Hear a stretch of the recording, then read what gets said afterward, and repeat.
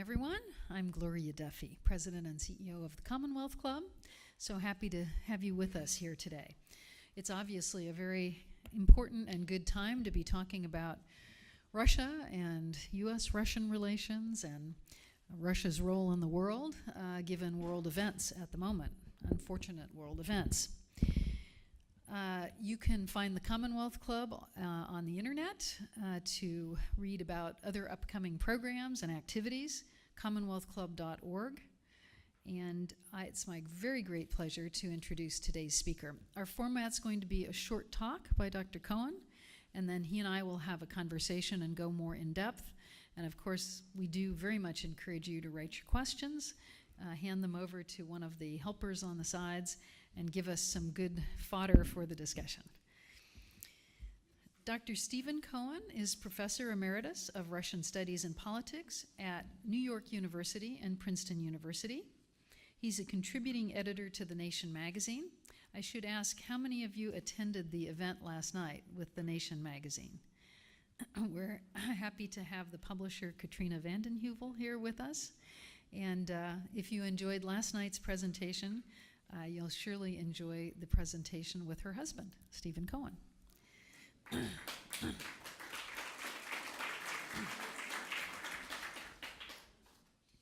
Professor Cohen is a member of the board of a recently formed organization, the American Committee for East-West Accord.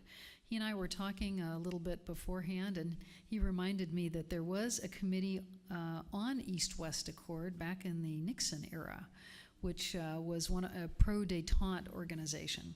So it's back in the new era of possibly the need for greater collaboration between the U.S. and Russia. So he's one of the founders and a board member of the new American Committee for East-West Accord. He is the author of Soviet Fates and Lost Alternatives, From Stalinism to the New Cold War, The Victim's Return, Survivors of the Gulag After Stalin, and Bukharin and the Bolshevik Revolution. He's one of the nation's most distinguished scholars on Russia and the Soviet Union before that, and a terrific, thoughtful, insightful guy. So thank you so much, and welcome to Professor Stephen Cohen.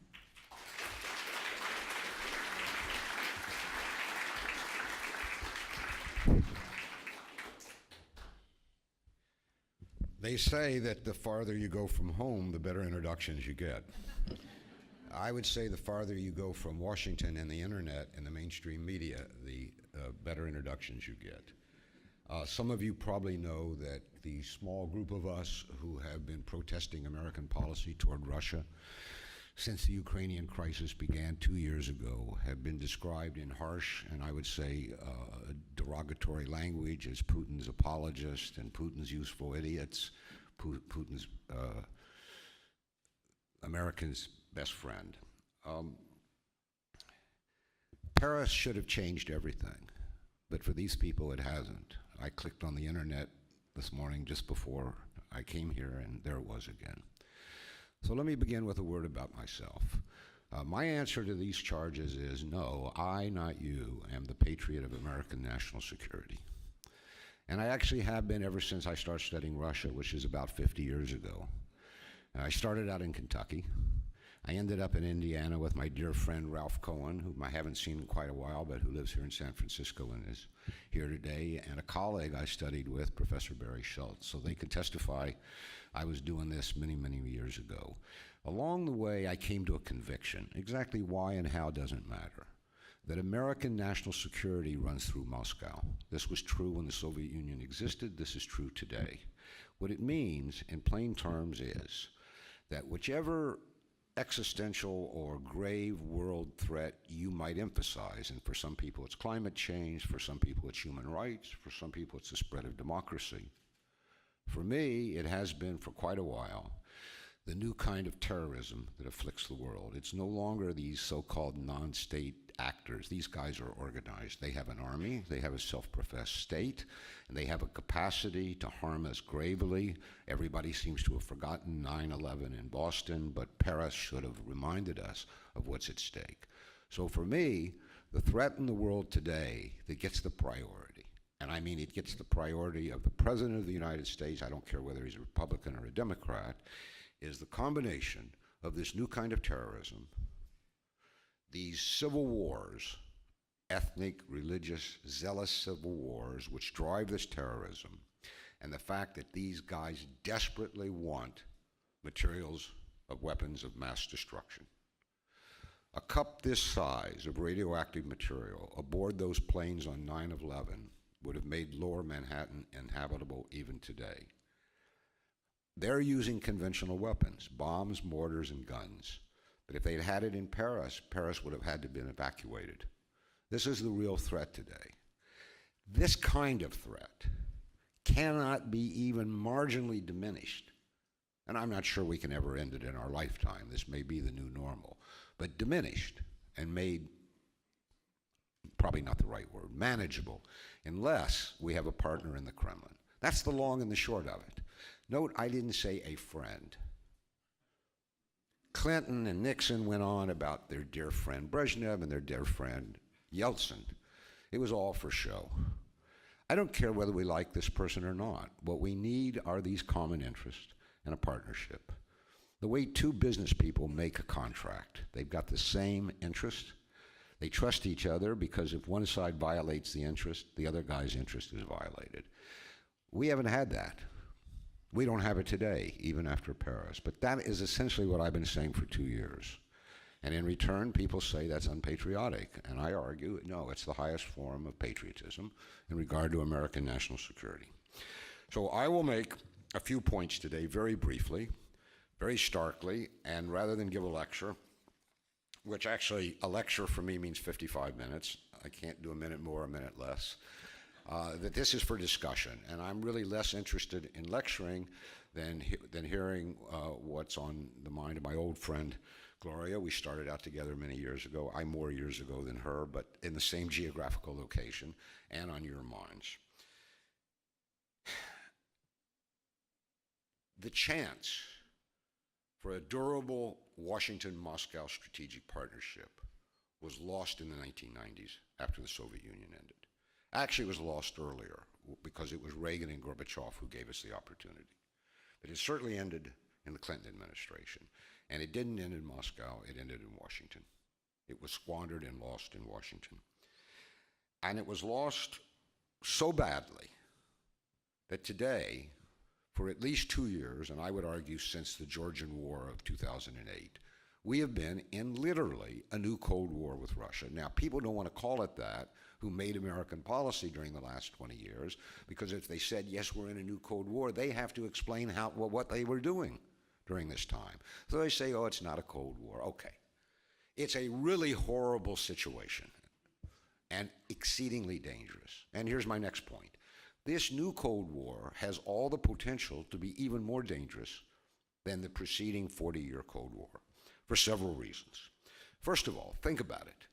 Those of us in this room of that generation, and we seem to be in the majority, know that the epicenter of that Cold War was in Berlin, not close to Russia. And there was an enormous buffer zone between Russia and the West in these satellite or bloc countries in Eastern Europe.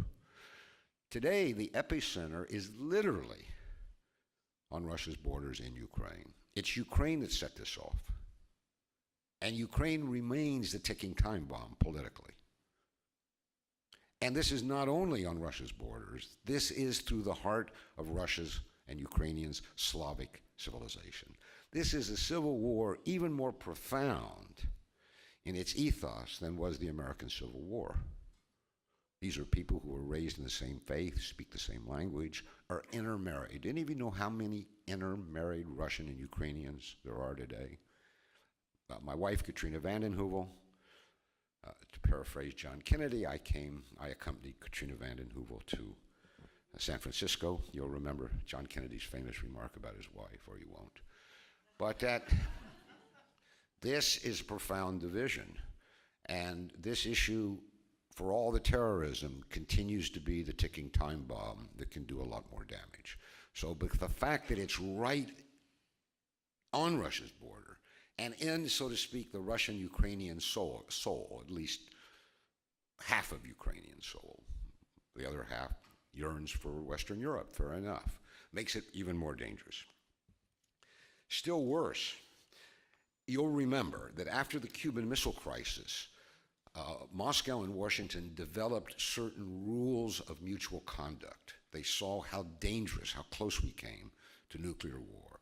So no-nos, whether they were encoded in treaties or unofficial understandings between Soviet and American leaders, you don't do this. Each side knew where the red line was. Now, we tripped over it occasionally, but we immediately pulled back because there was a mutual understanding that there are red lines. There are no red lines today. One of the things that Putin and his predecessor Medvedev keep saying to Washington, you're crossing our red lines. And Washington says there are no red lines. You don't have any red lines. We have red lines.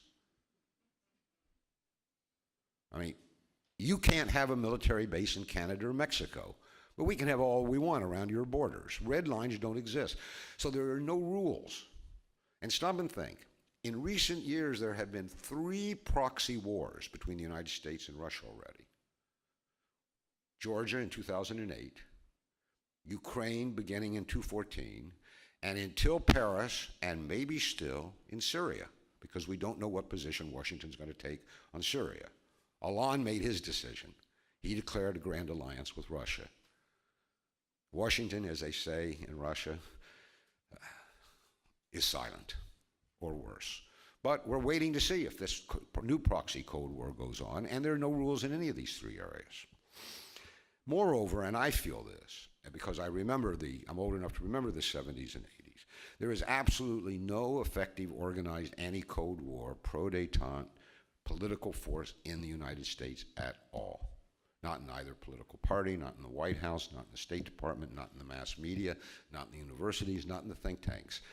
I see Sharon Tennyson, who's here, nodding her head yes, because we remember when we had allies, even in the White House, among aides of the presidents, where we had allies in the State Department, and we had senators and members of Congress who were pro-détente and supported us and spoke for themselves and gave us opportunities.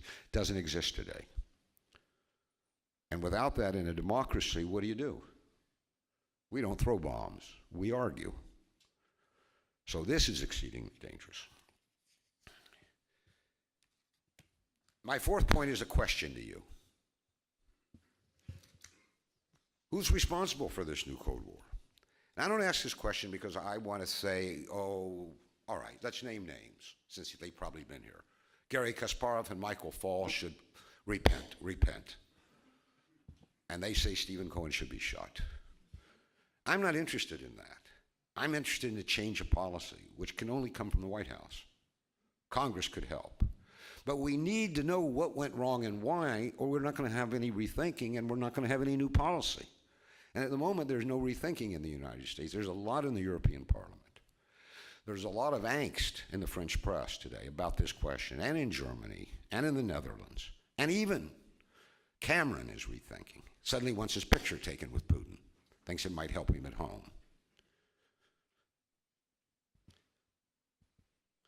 Now, the position of the American political media establishment is that this new Cold War is all Putin's fault.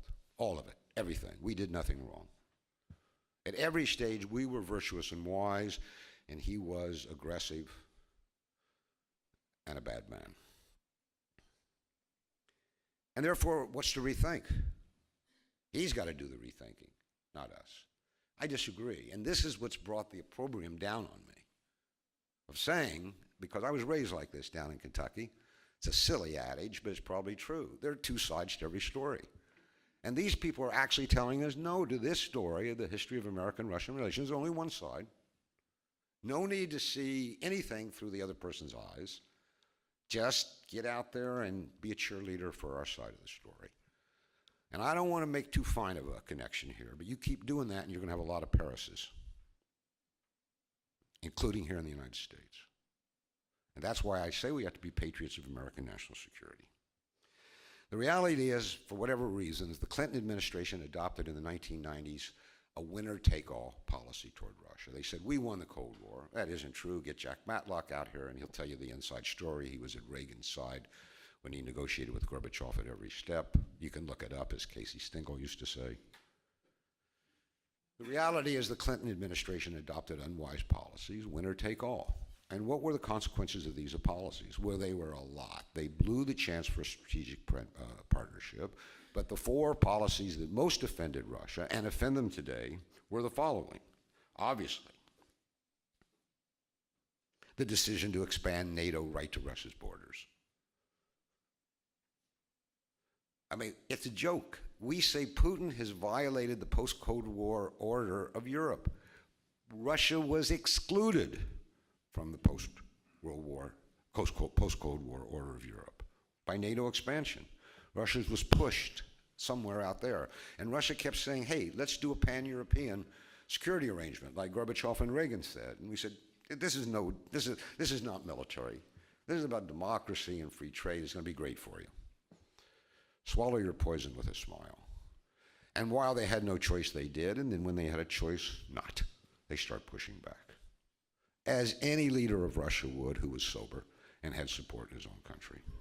I don't say that as a joke. He was by the end, look at the pictures. Yeltsin could barely walk. He was pushed out. He didn't resign voluntarily. But the point of it is anybody could have predicted this back in the 1990s, and some of us did. Secondly, there's the absolute refusal on the part of the United States to negotiate on missile defense. Missile defense is now a NATO project. That means missile defense, building installations, whether it's on land or sea is more dangerous, whether land or sea, is now part of NATO expansion and encirclement of Russia. It's part of the same system. Russians are absolutely convinced it's targeted at their nuclear retaliatory capability. We say, oh no, it's about Iran, it's not about you. But go talk to Ted Postal at MIT. Stage 4 missile defense is an offensive weapon. It also violates the INF agreement because it can fire cruise missiles, while we're blaming the Russians for developing cruise missiles again, as they are, because we're back in this tit-for-tat, mutual buildup arms race. Thirdly, this meddling in Russia's internal affairs in the name of democracy promotion. We've been doing this since the 90s. Are you aware that when Medvedev was president of Russia and Mrs. Clinton and Michael McFaul had their wondrous reset, which was a rigged roulette game, if you look at the terms of it, that Vice President Biden went to Moscow University and said Putin should not return to the presidency, and then said that directly to Putin's face?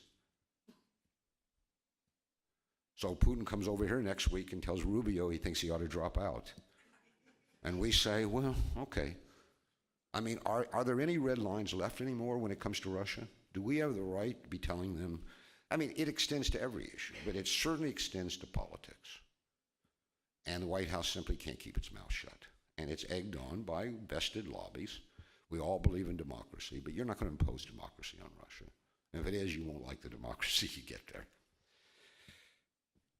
So, ask yourself two questions. Is there a Russian side of this story that needs to be considered, in the aftermath of Paris at least? And does Russia have any legitimate national interests at all in the world? And if so, what are they? On their borders? Do they have a legitimate national interest in Syria? Israel thinks so. The Israeli security people and leadership urged Putin to do what he did long before Paris. We need to think this through. My final point is one of, I would say, kind of sappy prescriptive hope, because until Paris happened, I wasn't sure there was any hope at all. There's still a chance to achieve this lost partnership with Russia, at least in three realms. First of all, Ukraine. You all know what the Minsk Accords are. They were drafted by Merkel and by Hollande.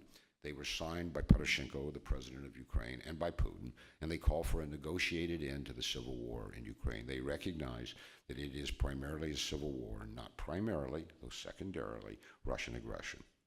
But the civil war has to be ended, and it's steps. Here's what you got to do. And I don't care what the American media tells you. It's Kiev that has refused to follow through on its obligations. But this is a possibility. And to end that civil war or mute it down would be exceedingly security building today. Then there's Syria. I thought that until Paris, there was almost no chance of an American coalition with Russia in Syria. partly to do, I think, with, and I'm not big on psychological analysis, but with Obama's mind fix about Putin. He resents him in ways that are not helpful. But since Paris, with Hollande announcing, I mean literally announcing, that there is now a French-Russian coalition, with Germany agreeing, and I would say almost all of Western Europe on board. And with a poll in Le Figaro sent to me just this morning that when asked, and it's a rather conservative readership of Le Figaro, do you favor a full coalition with Russia against terrorism? 87% said yes. And these are French conservatives. Finally, there's one thing we all forget, and it was another disservice of the Clinton administration, and to a certain extent of Bush in his electoral campaign for re-election, that with the end of the Soviet Union, the nuclear threat ended. And we were told all the time the danger of nuclear war had ended with the Soviet Union. The reality is it grew, whether by intent, whether by accident, whether by theft of nuclear materials, it got worse. Last year, in an unwise peak of anger of all the legislation we'd passed, Russia withdrew from the Nunn-Lugar bill, which you might remember, which was one of the wisest pieces of congressional legislation. We gave Russia money just to lock down and secure all their weapons and materials of mass destruction, plus pay their scientists who knew how to do this stuff and might go to Syria or Yemen or wherever, or to the Caucasus, and sell their knowledge to employ them. Russia withdrew, but Russia has said it wants to renegotiate this on different terms.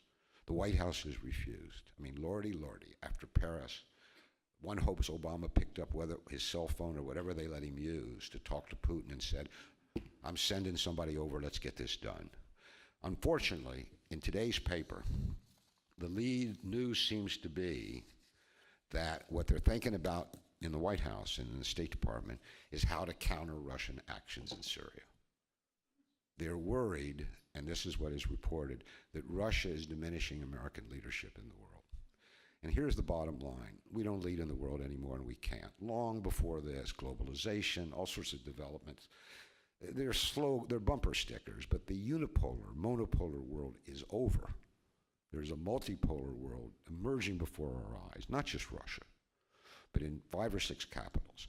And Washington's stubborn resistance to embrace this has become part of the problem, not the solution. And that's where we are today, after Paris.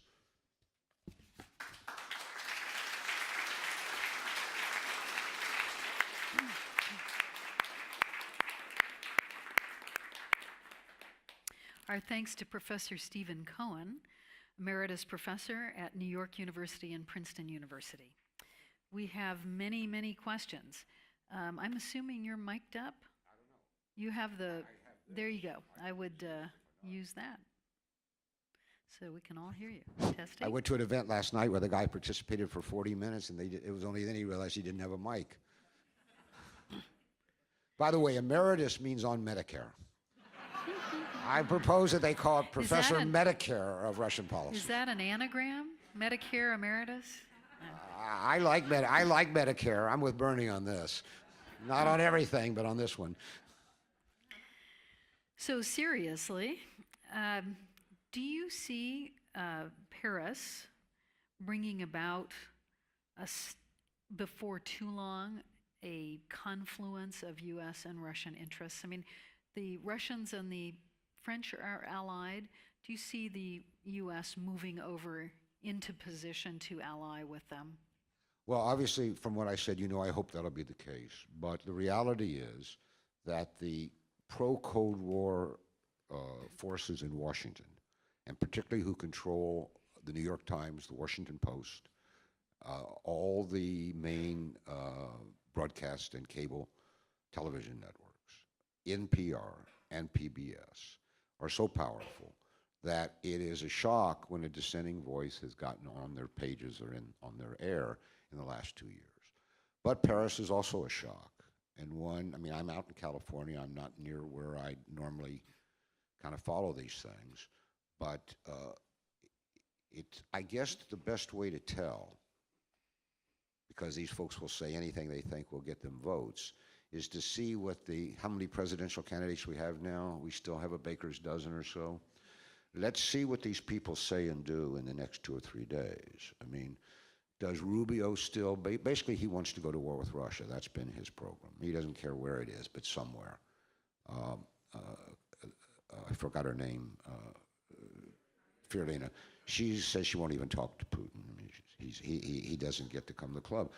I mean, the truth is that the person who's made the best statements, and they're not sophisticated, has been Donald Trump. And the reason is, what he said, because in his mind there's a business model for everything, is I'll get along with Putin because I'll make a deal. Well, I say, okay, a deal making is called diplomacy. It would be good to hear from him what diplomacy he has in mind. But he and Rand Paul have been the only two who have said that this aggressive American military posture and sanctions toward Russia were not a good idea, and that was before Paris. So it would, and the Democratic debate was a bust in my mind, a couple of days after Paris. So it would be great if there was a debate tomorrow, then we might know the answer to your question. Or I guess we look at the editorials in the Washington Post, because they really set opinion in Washington as much as anything, those two papers, and the Wall Street Journal. Do you think Putin shares your views that cooperation between Russia and the U.S. is a necessity? Do you think he would welcome the U.S. joining this new coalition that's forming up to deal with ISIS? What I do for my non-living now, since I am retired, is study Russia, mainly historically, but lately contemporary. I have followed Putin's career very closely because I am a biographer of Russian leaders, and I'm not writing a biography of Putin, but I think biographically, I look at leaders. Let me sum up my answer to your question in this way. The mantra, the consensual characterization of Putin, leaving aside KGB thug, is that he is an aggressor, that his foreign policy has been neo-Soviet imperial aggression. No serious historian writing 20, 30, 40 years from now will characterize Putin as that. They will see him, as I do, as primarily, not exclusively, you want to break it down to percentage, 75%, a reactive leader. Political science has these concepts between leaders who are proactive, that would be an aggressor, and reactive. They're reacting, maybe in an aggressive way, to things that are being done to them in their country. This, if you begin with Putin's attempt to become an American partner after 9/11, if you look at all the things that he did for the United States we asked for during the reset, putting heavier sanctions on Iran, supplying American and NATO troops fighting in Afghanistan, which, by the way, continues even today. We have no other safe route there. Pakistan is not safe. I would say that Putin 1,000% wants this partnership, and he's wanted it from day one. And by the way, we fix on the Garry Kasparovs of this world. Gary's not connected to Russia anymore. He lives in a couple blocks from me in Manhattan. But he represents an opinion in Russia, which probably at the polls in a free election get about 8 to 10%. And they should have elections so they can have their 8 to 10% in the poll. And they should be on TV. But then I should be on TV too. And so should a lot of you in this room. You are. Yeah, but not on the TV that reaches Washington any longer. I mean, I'm on the TV that weird people in New York late at night watch when they got nothing else to do.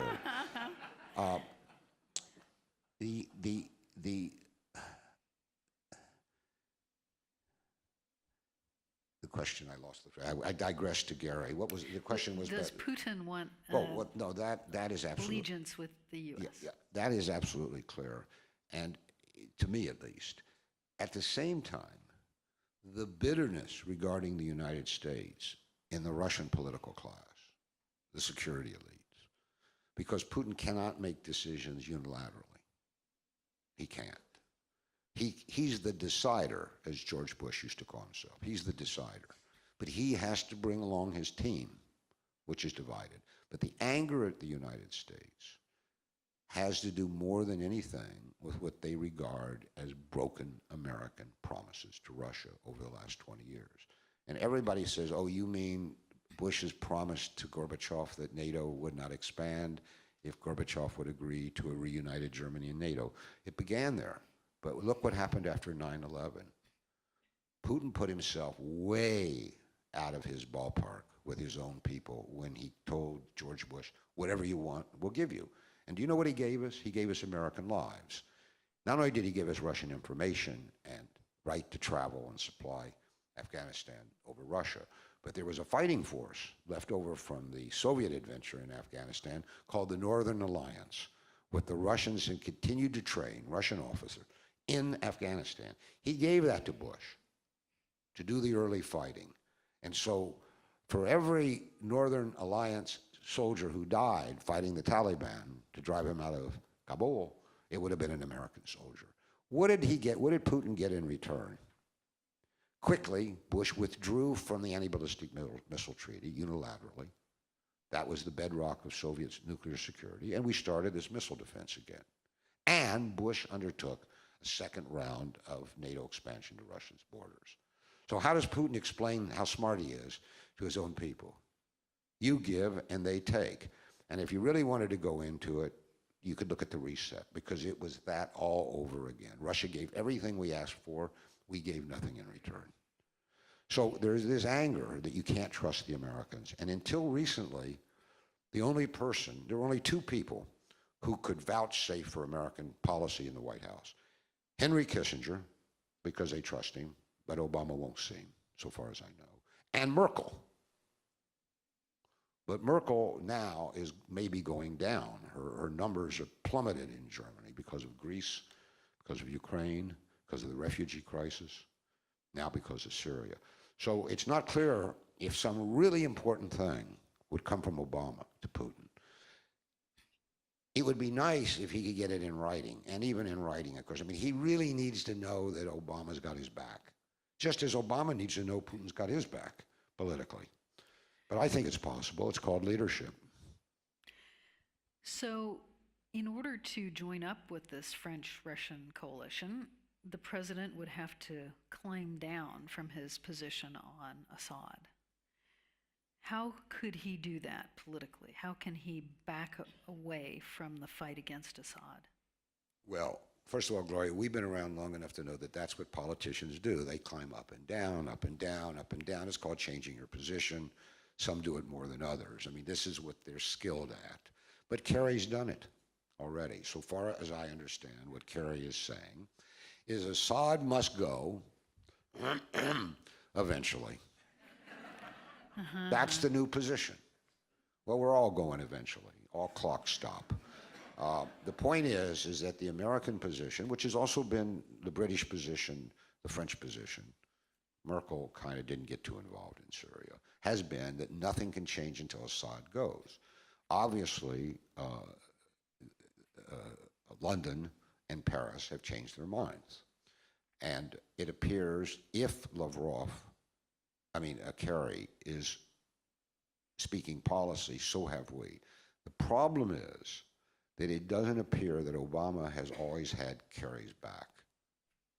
I don't know if you remember, I think it was late summer, that Kerry went to Sochi in Russia and had a 4-hour sit-down with Putin, came out and announced certain breakthroughs, and Biden's office cut him to pieces the next day by telling the New York Times, we don't even know what he was doing in Sochi.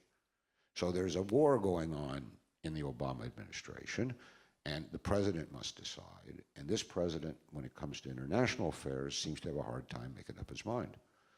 But time's run out.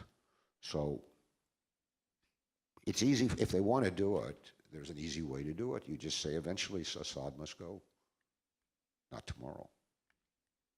Do you suppose there's sharing of intelligence already going on between the U.S. and Russia?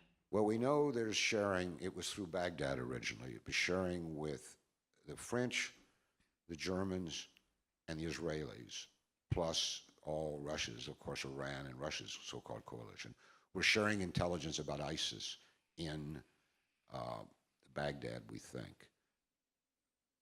All we were told about the American role is we'd agreed with the Russians that if we were both flying over Syria, and remember, by the way, there's a nuance here. that the Russians are flying over Syria legally. They've been invited by the Syrian government. We are flying over Syria illegally because we have neither a UN mandate nor the invitation of the Syrian government. Now Iraq is invited, for God's sake, Iraq wants Russia flying and bombing because ISIS is deep in Iraq. And we're flying there too. So obviously they have agreed, and they said they've agreed, to exchange flight plans and coordinate flights. My guess is that yes, they're sharing intelligence, but this dispute is, this charge that Russia is not bombing ISIS forces. It's bombing anti-Assad forces, which is true. But that's because the conception of how you fight terrorism is very, very different in Washington and Moscow. And then again, the question is, does Paris end that dispute? It appears not as of today, but the French have decided. What do you think the ISIS threat is? Stepping back from just the US-Russia question, what's the threat? To what extent are we going to have to go to fight this threat? Well, you know, you can't say this in polite company or you never get invited back. And San Francisco is really, I think I've been to California only 4 times. San Francisco is very polite. Well, I'd like to get invited back, but I'll say it anyway. There were some minuses to the end of the Soviet Union, but we were all so happy about it that we didn't think about it. One was the tremendous proliferation of ethno-religious nationalist civil wars, some of which radiates out of the Caucasus region of Russia, but not only. There's now, Putin says there are 7,000 former Soviet or Russian jihadists fighting with ISIS, and that Putin says, I want to kill them there so they don't come home and kill us here. And Russians agree with that, and I guess it makes sense. And that's now the French attitude, better we kill them there. I'm not sure you can do that. I mean, I'm not saying that's going to work, but that's the political consensus.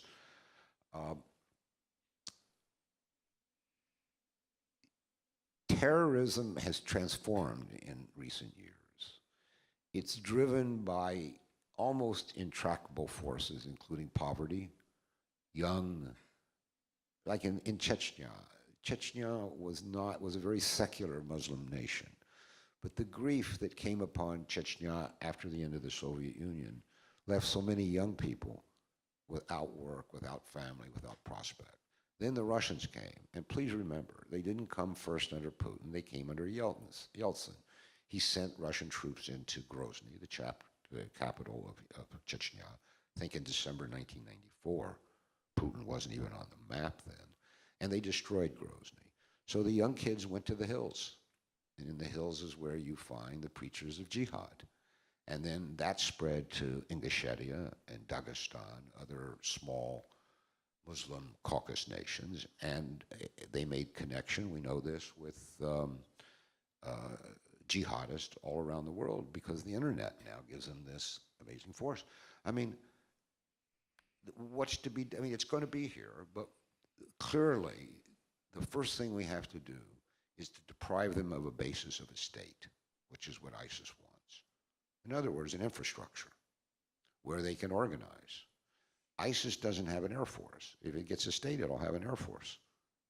I mean, this is what bombing can do. Then the ground they've taken has to be taken back. So far as I can tell, only the Syrian army has any chance of doing this. And for that, the Syrian state must be retained. And that means Assad's got to stay until you can retain the state without Assad. After that, you do what all liberals do. You address social problems at home. Chechnya might be a ruthless example. It's been turned from a desolate, tiny little republic into a fairly prosperous place. Russians have sent a lot of money there. And young people seem to get jobs and get married and do what we want to do, be secular Muslims. But this is our traditional liberal solution to, riots in the black community, to murder in the streets. But there is an underlying social problem. But it is a new world, and obviously we have to avoid, this keeps coming up. I don't know what a radical Muslim is any more than I know what a radical Jew is. I mean, radical doesn't usually affix to a religion, it affixes to a political movement. There are jihadists who do not blow people up. They just preach the word. They're evangelical Muslims, you might say. The radicals get a gun and a bomb, but we can't go to war against Islam, obviously. And bear in mind, Russia's in a very unusual situation here. I think I heard there were 5 million people of Islamic faith in France. Is that approximately correct? I'm not sure. Russia has nearly 20.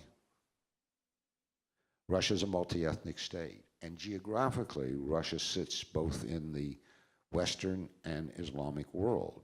Russia's on the barricade, the frontier. It's in the bullseye. It's got to be careful. But also, by the same token, we need Russia to help keep the peace with the larger Muslim world. Russia's got big problems in this regard. And one of its complaints against America is every time you bomb a Muslim country, the fallout hits us. It radicalizes our young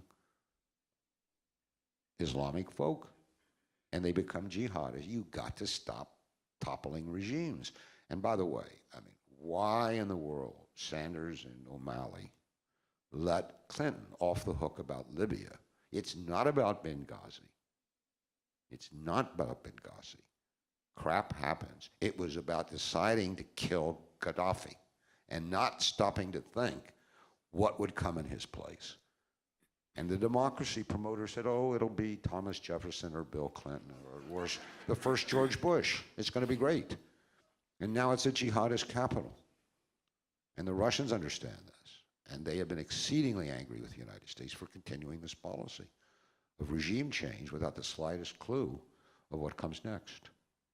So that's, I guess, the answer. Stop the regime change, make these coalitions, and as Obama always likes to say, get smart. Clinton used to have an expression, don't check your brain at the door. I guess that's the answer. I'm reminding our digital listeners and viewers that we're speaking today with Professor Stephen Cohen, one of the great Russia experts and foreign policy experts in the United States. And this is the Commonwealth Club broadcast. Let's turn to Ukraine, an equally thorny question. Why do you think the U.S. tilts towards Ukraine, which I assume you do, and why? Why do you think we tilt towards Ukraine? Is it that same Thomas Jefferson syndrome, promotion of democracy? This is the little guy, the hope for democracy that started with the fall of the Soviet Union. Why have we supported Ukraine to this degree? So this is where I got in trouble 2 years ago, and where these lobbyists began to go after me and after Katrina vanden Heuvel because she published me, and they even have been after Jack Matlock, and they even attacked Henry Kissinger for suggesting we should negotiate.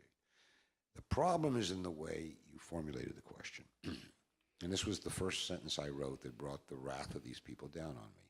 There is no the Ukraine in the sense of a civilization or a country. There was a post-Soviet Ukrainian state, and it was a mess. And even Ukrainians themselves agreed. It was corrupt, it was divided. But historically, and this is not Putin's fault. If you want to blame somebody, blame God, if you're of such a frame of mind, or history, to be more agnostic about it.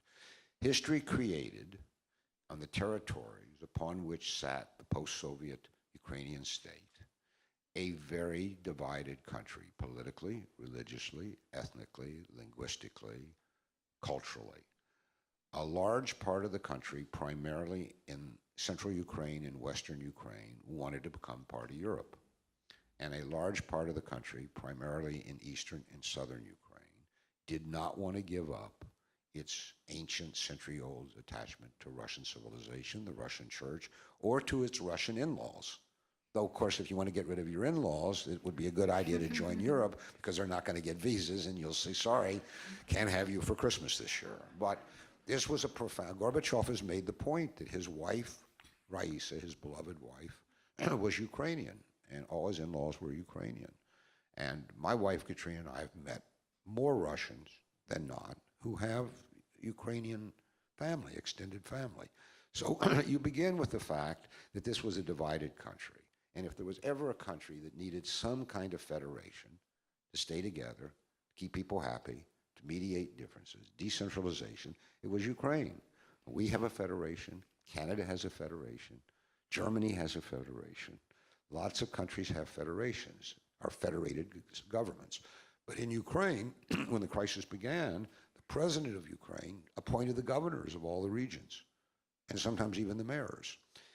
Kiev decided, and this was an underlying issue, even the most prosperous parts of Ukraine economically, which was eastern Ukraine, because it was the industrial heartland of Ukraine with the real trade, which was with Russia, paid way too much taxes and got too little back from Kiev. So there was this underlying tax issue. We fought a civil war, which was about slavery, but these other issues were embedded in the slave issue. But we fought a civil war. There was no need for Ukraine to fight a civil war over this. So I don't tilt toward Ukraine. I'm aware that there's a Ukrainian civil war, and civil wars are the most horrible of wars. And in the modern day, they lead to a proxy war. Yeah, Putin could not let, after February, Donbas, which is the region in eastern Ukraine that's both most industrial and most Russian. But not only ethnically Russian, because there are a lot of ethnic Ukrainians for whom, excuse me, Russian is their native language. They can't even speak Ukrainian. You guys know Klitschko, the former heavyweight boxer, guy 6'8". His brother's now the heavyweight champion of the world. I get him confused, Vitaly and Vladimir. Well, one went back to Ukraine, retired, gave his championship to his brother. Went back to Ukraine, became mayor of Moscow. It quickly turned out that his first language was Russian. His second language was German, because he'd been fighting out of Germany for 15 years. His third language was very poor English, and he could barely speak Ukrainian. But Maidan was about ethno-nationalism. So you couldn't really, and Poroshenko, the president's Ukrainian, wasn't very good. What's the point here?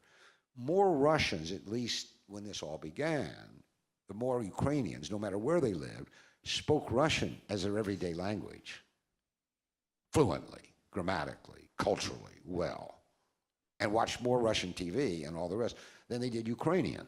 Now, the Ukrainian government's trying to stop that by unwise methods, forcibly. But you can't say you're for or against Ukraine, and that's, of course, the bunk that the State Department's been putting out. You've got to say this is a civil war. Now, you could say, Gloria, if you wanted to do something Americans shouldn't, which side we favor. But we shouldn't do that. And if people ask me, well, which side is worse? Kiev or the guys running the rebel operation in Donbas? I revert, when asked which is worse, to the Russian intelligentsia proverb, both are worst. Both are worst. So Minsk, and Merkel put a lot of political capital on this. Alain at that time had no political capital. He was trying to get some political capital. On these Minsk Accords to resolve the civil war, because if the civil war stopped, the killing would stop. And then, as Churchill liked to say, jaw, jaw, jaw, don't fight, fight, fight.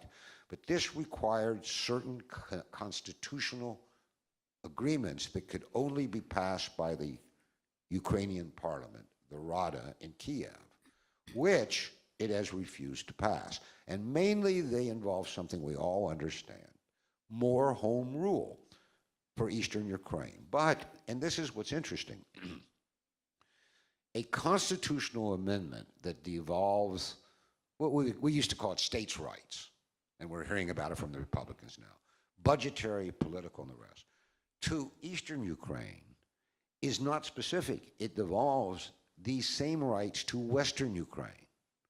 And whether you like it or not, and whether this is the right word or not, there is a surging neo-fascist movement in Ukraine. They took 30% of the vote in Kiev last week. Klitschko won re-election, but he was forced into a runoff.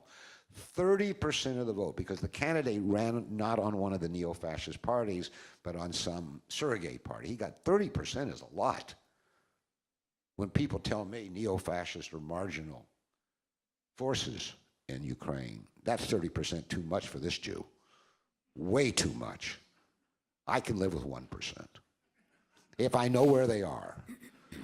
And they running strong in these traditional ultra-nationalist Western provinces of Ukraine. So if the Minsk Accords are fully implemented, and if the decentralized constitution is democratic, you're not going to get virtue everywhere. But at least it puts it to the Ukrainian people, to all of them. And one of the conditions, of course, is that there be a complete ceasefire and all foreign troops leave the country. And you say, oh, that's great, the Russians will have to go home. Well, so will the Americans. We are told officially we have 1,200 American soldiers, boots on the ground, in Ukraine, training Ukrainians under Kiev's control to fight. If you think it's 1,200, I will give you the George Washington Bridge for a dime. I mean, that's what we're told. But they're running a lot of special operations there. But if this happens, we have to go home too. And the Russians have to go home. But the trouble with sending the Russians home is that really, in some fundamental way, leaving military aside, they live there. Like their in-laws or not, they live there. And there's never been a time when there wasn't free passage back and forth from Russia, Ukraine. It's just a stake driven through the heart of a vast family. And now Crimea remains an irritant. But for the Europeans, the sanctions are no longer about Crimea. And I assure you Obama doesn't remember why he put sanctions on Putin. I guarantee you, the first time, he doesn't remember. But it's all about now the fighting in eastern Ukraine. But Crimea could be solved too, to everybody's reasonable satisfaction. But they won't talk. They don't talk. Will Paris change that? The pro-Kiev lobbies in America are not merciful in this regard. They just do not care what happened in Paris. They came out immediately by saying Putin is the worst terrorist. He's the worst terrorist. So those Ukrainian lobbies, are they ethnic Ukrainian emigres? Or let me put another theory to you. So I served in the Clinton administration, and I did a lot of work in Ukraine. And we formed some very close relationships with Ukraine, essentially holding the Ukrainians' With Kiev. hands. With Kiev. Yes, through the process of their deciding to give up their nuclear weapons. We got involved in providing assistance. We got involved in advising them about their economy for what good that did or didn't do over the long run. We got involved in, trying to bring about rule of law and all kinds of exchanges and so on. So there's a certain depth, at least in the U.S. government, of experience and commitment to Ukraine. Do you think that plays a factor, plays a role? Well, I mean, you would know better than I would. But all I can say is we did the same thing in Russia. I mean, they didn't turn over their nuclear weapons, but I would say Nunn-Lugar was deeply intrusive. You'd agree with that? Not as much as Ukraine. I was. Well, in Ukraine handed over the weapons. Yeah. Russia Well, wasn't asked to give up their nuclear Yeah, weapons. and I was involved in that program, Right. and I was 17 times in Ukraine through that process, and less in Russia because Russia wasn't. We weren't asking them to turn over all their weapons. There were some changes and reductions and so on. I just feel that there was a linkage between the U.S., certainly the policy community, and Ukraine going back to that time. Oh, I don't, no. If you're asking me whether there's been a big, vested, mainstream economic, political, cultural, ideological commitment in Ukraine for 20 years, that's very much the case. And whether that played a role after 13, that's the case. And there's nothing bad about that. It's just a factor. I mean, the reality is George Soros has been deeply involved in Ukraine in ways that have not been made public, though he writes an article about it, 5,000 words it seems, or somebody writes it for him in the New York Review of Books every other month. I mean, his commitment there has been longstanding and deep on one side. He's not been an ecumenical figure. He's bitter about Russia because the same operation in Russia failed, and he left Russia in anger and fury.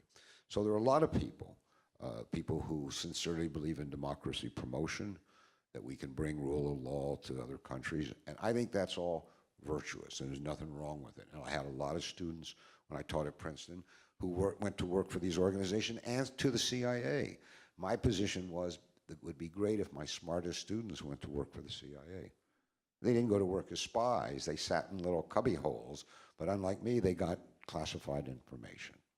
And now what their estimates, as they call them, how far up they got, we never knew, but we want the smartest people, the most open-minded people in all these agencies. But it's also true, Gloria, that very representative spokespeople like Carl, Gershman, and Charles Krautheimer, people who speak for vested interest, have said literally the following since 1993, 1994, and then repeatedly thereafter. The fall of the Berlin Wall was only the beginning of the American march. The brass ring is Ukraine. I mean, there has been at least one group, and I don't know because never go to Washington to speak of, whether it was a big and an influential group or a marginal group, that from the beginning, as soon as NATO expansion began, which was, when did Clinton decide, 96, 97, that Ukraine was the brass ring. And you know, this big Brzezinski's famous statement that makes no geopolitical sense whatsoever, but it was clever, that without Ukraine, Russia's a normal state. With Ukraine, it's an empire. This became the kind of ideological justification that then we would have a tamed Russian bear who would do our biddings, but as long as they're allied with or control Ukraine, Russia will be an empire that threatens us. So they had a perspective. It was serious. I don't deride the intellectual thought that went into it. It was just profoundly wrong-headed. It was dangerous to American national security because it either didn't understand or didn't care about the way the world was changing. And I don't want to say they're responsible for Paris, but how many more Bostons in Paris and 9/11s? And by the way, just so you don't forget this, to be humane, Russia has still lost more souls to terrorism since the 1990s than any country on earth. They tend to lose them in batches of 200 and 300, 400s, in airplanes, pitch battles, that school in Beslan, that theater, what was it called, the Nord in Moscow. We lost 3,000 plus on 9/11. Paris lost, I think they're saying, 150 or so. Some in the hospital will die, unfortunately. So, but Russia, if you're counting victims of terrorism, gets to be number one. It's not the sporting event that it was competing in. But you got to be aware of the fact that in addition to being part of the solution, Russia has suffered probably more than anybody else from the problem. And that was what was lost, I think, in Washington in the 1990s, this sense of this is the real brass ring. From our audience, why is a Europhile Ukraine on an economic trajectory similar to the Baltic states to be opposed by Russia? Can this question be answered without reference to NATO expansion? In other words, Russia has an independent difficulty with Ukraine's economic westernization. But I don't. So what? Why is Russia threatened? Why does it feel threatened about a Europhile Ukraine? Right. On economically, part of Ukraine anyway, on an economic trajectory similar to the Baltic states. So in other words, what the Baltic states already have and Russia's learned to live with, why did it create a fuss over Ukraine? Exactly. That's something like that. Well, not many Russians are married to Balts to begin with. Secondly, the Baltic states clearly came into the Soviet Union. They were the last to be brought in, and they were brought in by brute force. Most of the other parts of the Soviet Union were parts of either the Tsarist Empire or came in through civil war as the fallout of World War I. But the Balts were clearly different. And American policy never recognized, I think this is right, Gloria, officially, we never recognized Latvia, Yes, Lithuania. the captive nations. But in law, we never recognized them as being part of the Soviet Union. And that's why, if I remember my history, Stalin told Churchill, Roosevelt, at the UN, if you're not going to count the Balts, we want 3 seats, right? And so Ukraine and I think Belarus or somebody got, but the Balts were clearly exceptional. Secondly, when people tell me Putin is going to take the Baltic countries, I say, Zачем? Почему? What does he want the Baltic countries for? He's already subsidizing their energy 100%. Now he wants to pay their pensions too? For a sliver of indefensible land? I mean, what? So partially, it just makes no sense. But economically, the question's absolutely right. And this is for economists to work out. The Russians took the position that you all know what the Eastern Partnership was, right? The NATO Eastern Partnership? All right, you're not sure. In 2008, the Bush administration tried to fast-track Georgia and Ukraine into NATO, and it was vetoed by Germany and France. So, a guy in Poland who became foreign minister named Sikorsky dreamt up with Carl Bildt, the former foreign minister of a Scandinavian country, the so-called Eastern Partnership, that instead of bringing them into NATO, we would offer them these wonderful partnerships that would bring them into Europe as part of European free market, free visa travel, etc. Clearly, it was meant to be eventually a road to NATO membership. The Russians did not object to that. They just objected to the trade terms because they said, Ukraine, we are Ukraine's largest trading partner and vice versa. It's an enormous trading relationship built over centuries. If you are going to let Europe's goods flow through Ukraine without customs into our markets, our producers are going to be destroyed. This has to be negotiated. And the European Union absolutely refused to negotiate for 2 years with Russia on this. So Putin then said, okay, let's make this a tripartite arrangement. Let's do a trade partnership between Russia, Ukraine, Kiev, and the European Union. And he was told, take a walk. So now, go look at the partnership agreement that the elected president, he was a rotter, but he was elected, of Ukraine, refused to sign in November 2013, that set off the protest that led to the Maidan, that led to the fall of the government, led to the Civil War.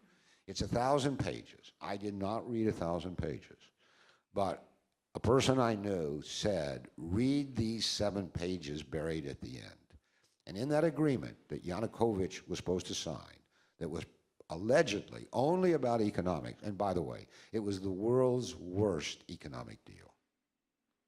I mean, it would have cost Ukraine, which was already impoverished, billions and billions of dollars, and given it nothing until it went through the austerity program that has brought Greece to its knees.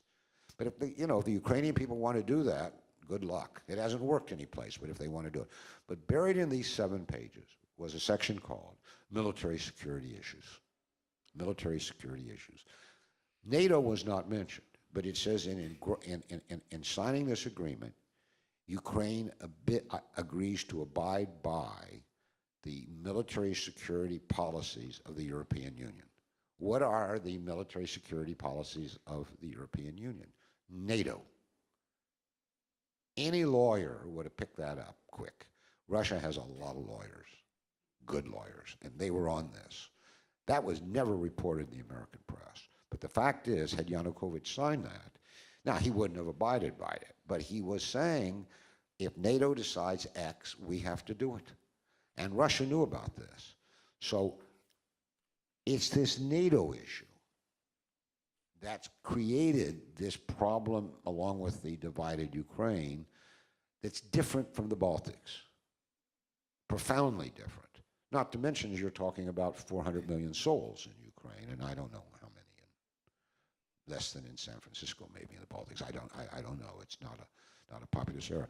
By the way, if you give me one digression, because this is a big issue, and we need to talk to particularly our young people about this. It's gone down as like, you know, the 111th Amendment to the United States Constitution, that every country has a right to join NATO. No, they do not. NATO is a security organization. It is not the American Association of Retired People. I have a 24-year-old daughter with my beloved wife, Katrina, as well as some who are getting close to qualifying on their own, whom I gave $15 to buy a membership in the American Retired, so she could rent a car more cheaply and get a lot of discounts. They take anybody. For $15, and they have very good discounts. That's not what NATO's about. NATO either increases security or it doesn't. That's the only criterion. It's not Walmart. It's not a non-selective fraternity or sorority. It's a security organization. This bunk that the expansion of NATO has increased the security of Europe and all the new nations died in eastern Ukraine. 8,000 dead, 2 million displaced, and no end in sight. A ruined Ukraine. Ukraine is totally, economically, fiscally, financially, ruination. The IMF is going to violate its own rules. It doesn't give money to countries that have sovereign unpaid debt. It's going to violate that rule. They've got to save. They can't let Kiev default. They're going to violate the rules, but it's ruination. This is security. Are the Balts really more secure today? Is poor little Georgia, a lovely little country where we tried to pull them into NATO, more secure? I mean, it's brought nobody security. And one of the problems is that little countries with historical grievances against Russia, and who doesn't have a historical grievance against Russia? My grandfather didn't like the pogroms. Everybody's got a grievance against Russia. But you can't build your modern life or your modern security on ancient tombstones and going around kicking them over. That's what the Muslim world is doing. It's kicking over ancient tombstones and resentments and turning them into murderous movements. You can't do that. So NATO membership should never have been increased after the Russians abolished the Warsaw Pact.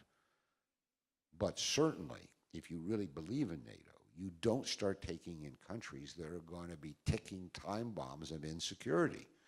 Now, whether anybody will ever act on Article 5, is it, or 6? 5, which says that if one nation is attacked, if it invokes Article 5, all the others have to come to its defense. Alain is trying to decide now, but he won't be the decider, whether France should invoke Article 5 because of what happened in Paris, which would mean that every NATO country has to join Alain in whatever he's doing, which is probably not the smartest thing in Syria.